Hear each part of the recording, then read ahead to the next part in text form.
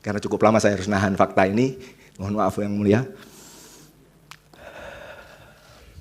Ada 2 lembaga yang melakukan audit, BRIN telah melakukan audit, dan BSSN telah melakukan technical assessment. Karena cukup lama saya harus nahan fakta ini, mohon maaf yang mulia. Ya. Nah, silakan. Saksi. Baik, terima kasih yang mulia.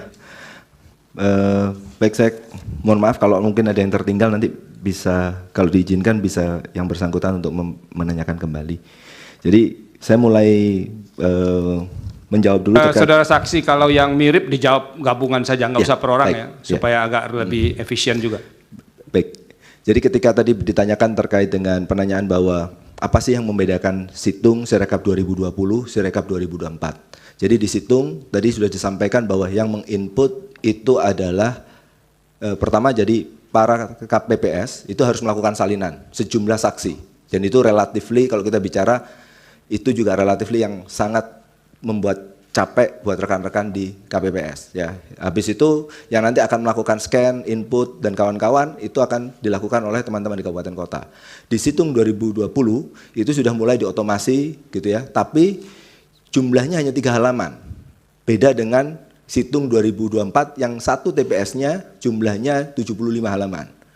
Jumlah TPS yang terlibat saya kurang hafal 200 atau Sirekap 2020 Pak. 270 kabupaten, ya kalau yang ini jumlah pemilihannya lebih banyak, jumlah TPS-nya jauh lebih banyak. Kalau nggak salah sekitar 200 ribuan seperti itu. Jadi secara scale itu berbeda kita bicara. Nah, ketika kita bicara terkait dengan bagaimana development Sirekap itu gitu ya. Nah, kami memiliki ada tim tester, ada tim developer, ada tim security, tim infra, tim basis data. Dan itu tim yang segregated. Karena saya kebetulan adalah security, jadi saya harus ngecek semua kerjaan. Makanya kayaknya itu sebabnya saya yang harus datang ke sini untuk menjawab pertanyaan di majelis ini. Oke. Nah, ketika kita bicara terkait dengan apakah mungkin orang di dalam itu melakukan pengubahan atau seperti itu. Kalau kita bicara, kalau dia punya authorization, dia bisa.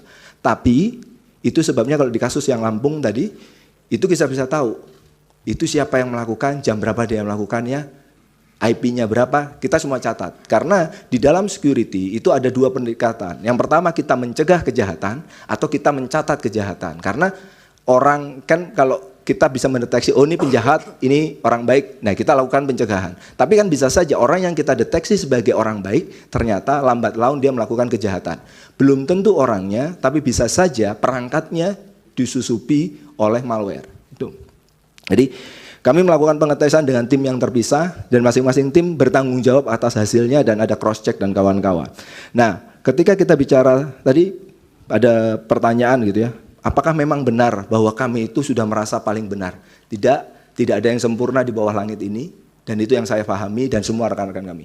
Apakah kami sudah diaudit? Sudah, kami diaudit. Bisa dipakai. Ada 2 lembaga yang melakukan audit, BRIN telah melakukan audit, dan BSSN telah melakukan technical assessment. Karena cukup lama saya harus nahan fakta ini, mohon maaf yang mulia.